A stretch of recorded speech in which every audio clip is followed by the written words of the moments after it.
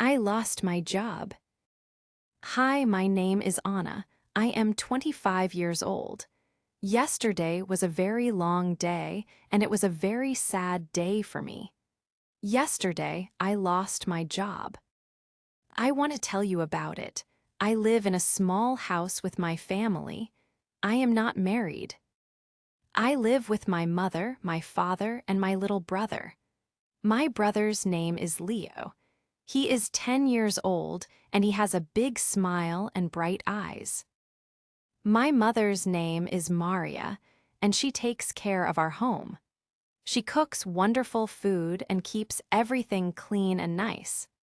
Her hands are always busy, but her heart is always warm. My father's name is David. He worked for many years in a factory, but now he is older and his back is not strong anymore. He cannot work now, so he stays home. He reads the newspaper and helps my mother with small things around the house. My family is everything to me. I love them more than anything in the world. And in our small family, I was the only person with a job. I was the one who earned the money. The money was for our food, for the rent of our small house, for Leo's school books, and for my father's medicine. My job was not a big job. I worked in an office. I was a receptionist. I answered the telephone. I said, "Hello, this is the citywide company. How can I help you?" I smiled at people who came into the office. I gave them coffee or water. I helped my boss, Mr. Chen, with his papers. I typed letters for him. I organized his schedule. It was a simple job, but I liked it. I worked there for 3 years. Every morning, I woke up early. I put on my nice blue dress.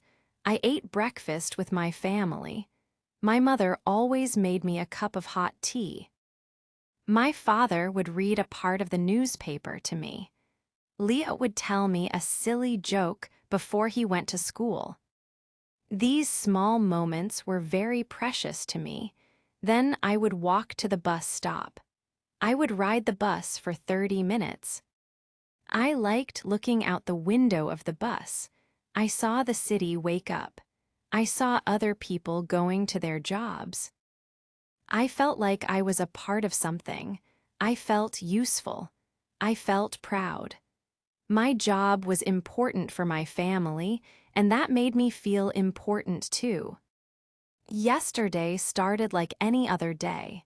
The sun was shining. I wore my favorite green shirt.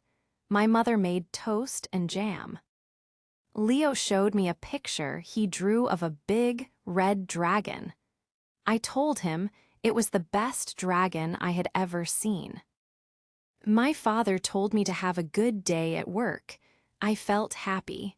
I felt normal. I got on the bus. I looked out the window. Everything was the same as always. I arrived at the office. I said good morning to my friend, Sarah. She worked at the desk next to mine. We always talked for a few minutes before we started our work. I turned on my computer. The screen lit up. I saw the picture of my family that I kept as my computer wallpaper. It made me smile. I was ready to start my day. But then, at 10 o'clock, Mr. Chen called me into his office. This was not unusual. I often went into his office to get papers or to ask him a question. But this time, his voice was different. It was very quiet. I walked into his office. He was sitting behind his big, dark wood desk. He was not looking at his computer. He was looking at his hands. He did not smile when I came in. Usually, Mr. Chen always smiled. He was a kind man. "Good morning, Mr. Chen," I said. He looked up at me. His face was very serious. His eyes were sad. "Anna," he said, "please close the door and sit down." My heart started to beat a little faster. Why did he want the door closed? I closed the door. The click of the lock sounded very loud in the quiet room. I sat in the chair in front of his desk. The chair felt cold. I put my hands in my lap. I waited. Mr. Chen took a deep breath. He looked at me, and his face was full of something I had not seen before. It was a mix of sadness and worry. "Anna," he began, and his voice was very soft. "You have been a very good worker. You are always on time. You are always polite. Everyone here likes you very much. I want you to know that."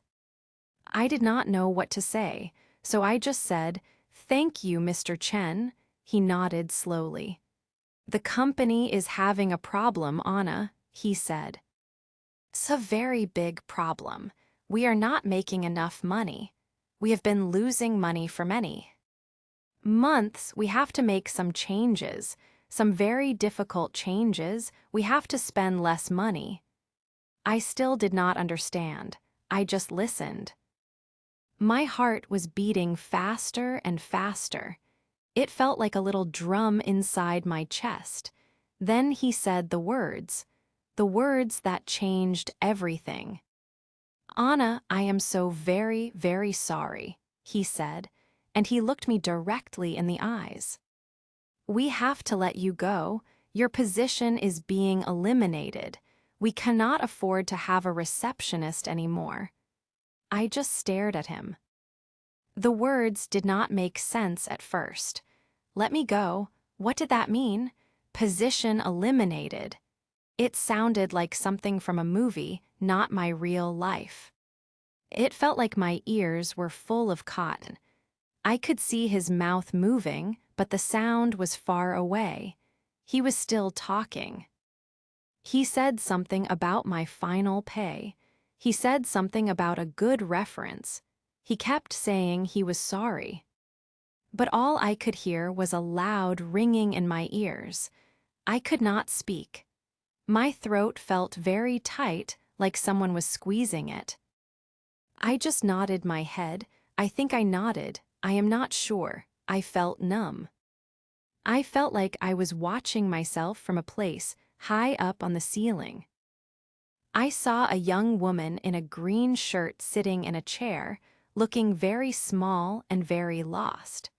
Mr. Chen stood up. He pushed an envelope across the desk toward me. "This is your final paycheck," he said, "and a letter of recommendation. I hope it helps." I did not reach for it. My hands would not move. After a moment that felt like an hour, I stood up. My legs felt weak, like they were made of jelly. "Okay," I whispered. My voice was a tiny sound. I did not even recognize it. Can I go to my desk?" I asked. "Of course, Anna," Mr. Chen said gently. "Take all the time you need." I turned around and walked to the door. I did not look back at him. I opened the door and walked out of his office. I felt like everyone in the office was looking at me. Maybe they were, or maybe it was just in my head. I walked to my desk. My beautiful, neat desk. Sarah looked at me. Her eyes were big with questions. "What happened?" she whispered. I could not look at her. I just shook my head. I looked down at my desk. There was my little green plant. I watered it every Monday. There was my favorite mug, the one my mother gave me for my birthday. It had a picture of a cat on it. And there was the picture of my family, smiling in a silver frame. My smiling family. A big tear rolled down my cheek and fell onto the desk. Then another. And another. I quickly wiped them away with the back of my hand. I did not want to cry in front of everyone. I had to be strong.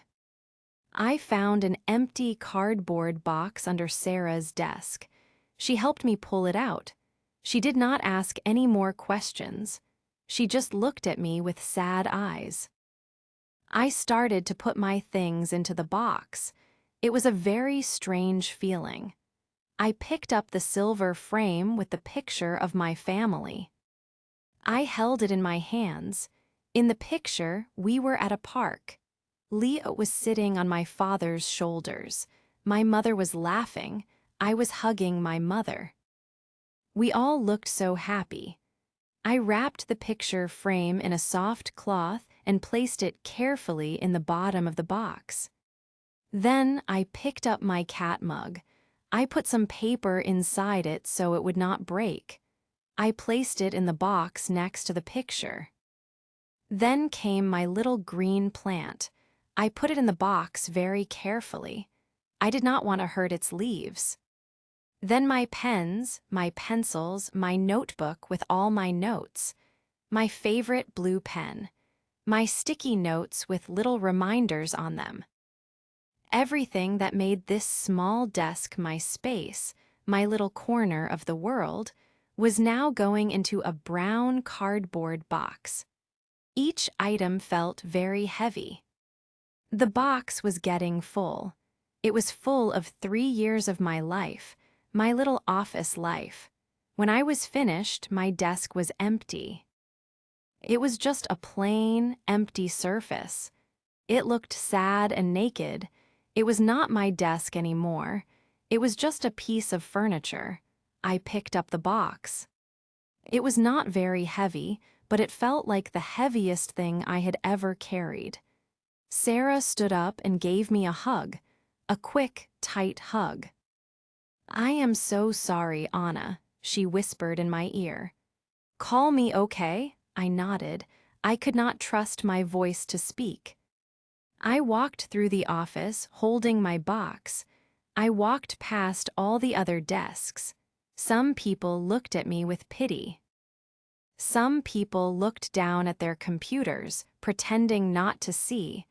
I did not look at any of them. I just looked at the floor in front of me. One step, then another step. I just had to get to the door. I walked out of the office door for the last time. The door closed behind me with a soft click, and just like that, it was over. I was standing in the hallway, holding a box with my life in it. I was no longer Anna the receptionist. I was just Anna, Anna with no job. I pushed the button for the elevator. I waited. The elevator doors opened. I stepped inside. The doors closed, and I was alone. I looked at my reflection in the shiny metal walls. I saw a girl with red eyes holding a cardboard box. I did not recognize her. The elevator went down, down, down. When the doors opened on the ground floor, I walked out into the bright sunshine. The world outside was exactly the same. The cars were driving by. People were walking on the sidewalk. The sky was blue. But for me, everything was different. Everything was gray. I did not want to go home. How could I go home?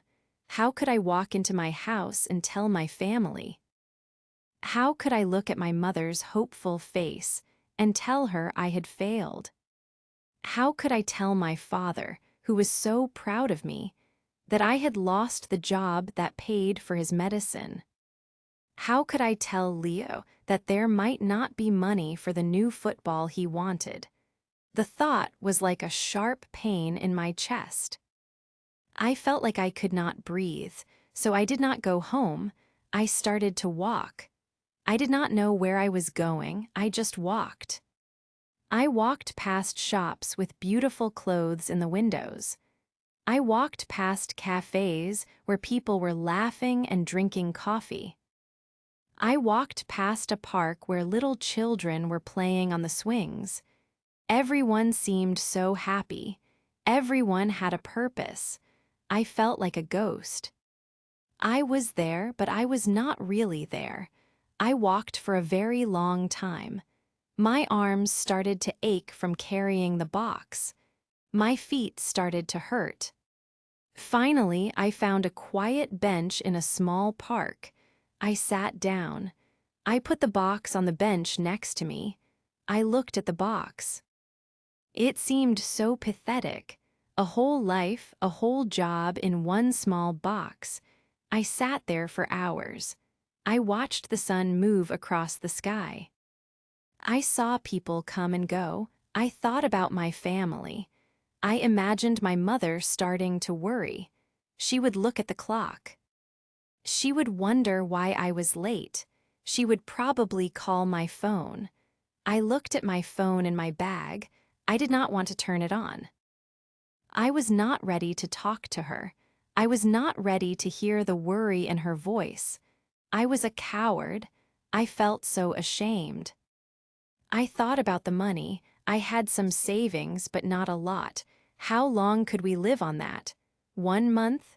2 months? What would we do after that? The worry was a big, heavy stone in my stomach. The sun started to go down. The sky turned orange and pink. It was beautiful, but I did not feel its beauty. I just felt cold and alone.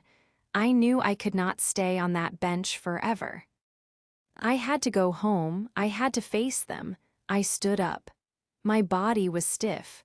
I picked up the box again. It felt even heavier now. I walked to the bus stop.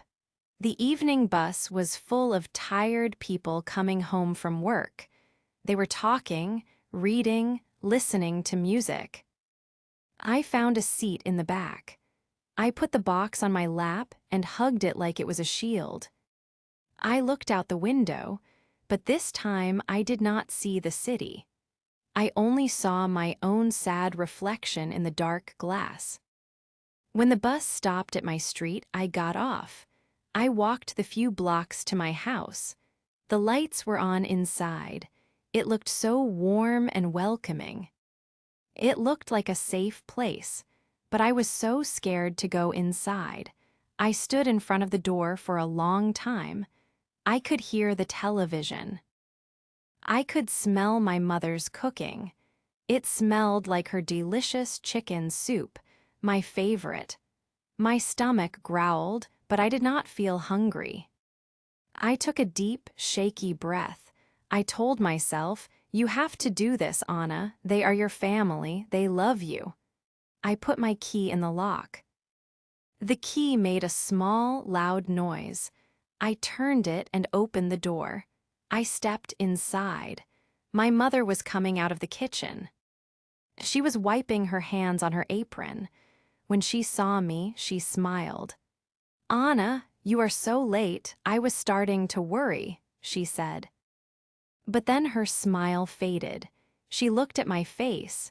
She looked at the box in my arms. Her eyes filled with concern.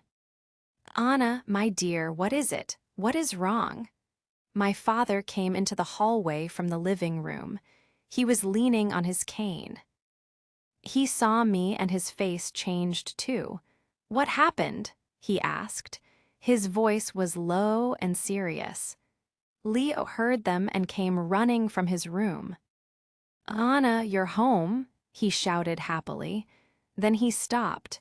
He looked at my face. He looked at the box. His big smile disappeared. He looked from our mother to our father, trying to understand. They all just stood there, looking at me. Their faces were full of love and worry. And I could not hold it in anymore. The strength I had been pretending to have all day just broke. My face crumpled. The tears I had been fighting back finally came. They were not quiet tears. They were big, loud, messy sobs.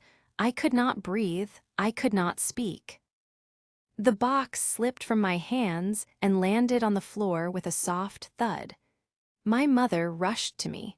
She wrapped her arms around me and held me tight. She did not say anything. She just held me while I cried.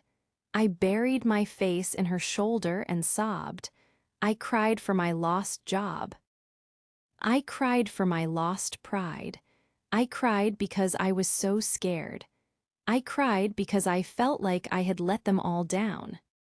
My father came and put his hand on my back, rubbing it gently. "It's all right, my girl," he said, his voice thick with emotion.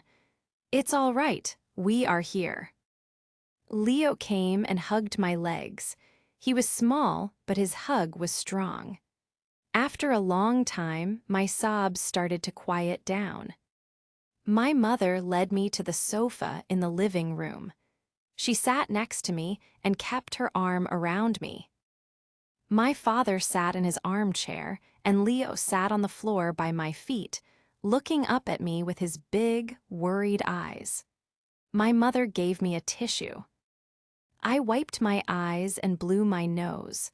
I lost my job. I finally managed to whisper. The words hung in the air. My mother squeezed my shoulder. "Oh, Anna," she said softly. My father sighed. It was a heavy, sad sound. "It is not your fault," he said firmly.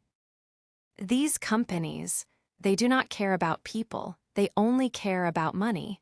You are a wonderful worker. We know that. We are proud of you. A job does not change that." I looked at him. He looked so old and tired, but his eyes were strong and clear. "But the money," I started to say. "What will we do?"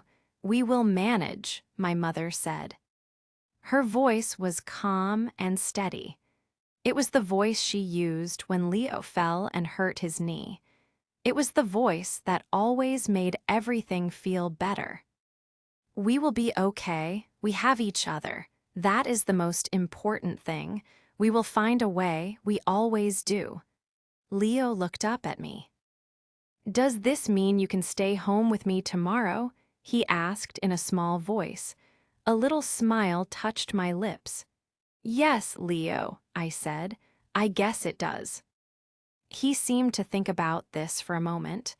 Then he said, "Good, because you can help me build my new Lego castle."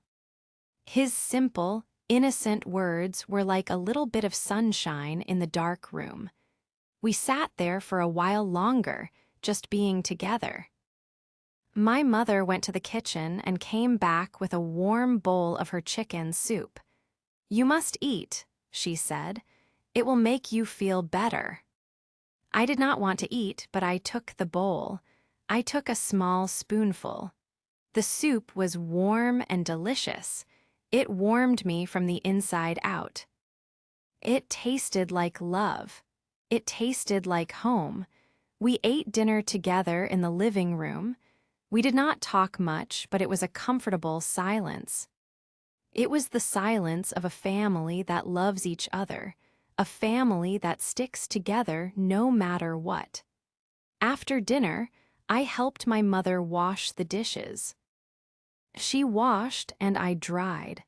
We stood side by side, just like we always did. She did not ask me any questions about what happened. She just let me be. I think she knew I did not want to talk about it anymore. Now I am in my bed. The house is quiet. The box from my office is sitting in the corner of my room. It looks dark and strange in the moonlight. I can still feel the sadness. It is a heavy weight in my chest. I am still worried about the future. I am so worried. The questions are still in my head. What will I do tomorrow? Where will I look for a new job? How long will it take? But as I lie here in the dark, I can also feel something else. I can feel the warmth of my mother's hug. I can feel the gentle pressure of my father's hand on my back. I can see Leo's big, trusting eyes. I lost my job today, and it hurts. It hurts a lot, but I did not lose everything. I still have my family. They are my rock. They are my safe harbor. Tonight I will rest. I will let the sadness be here because it is real. But tomorrow I will wake up. I will have breakfast with my family. And then I will start to look for a new job. It will be hard and I am scared, but I know I am not alone. I have my family, and their love is my real strength. Tomorrow is a new day, and I will face it.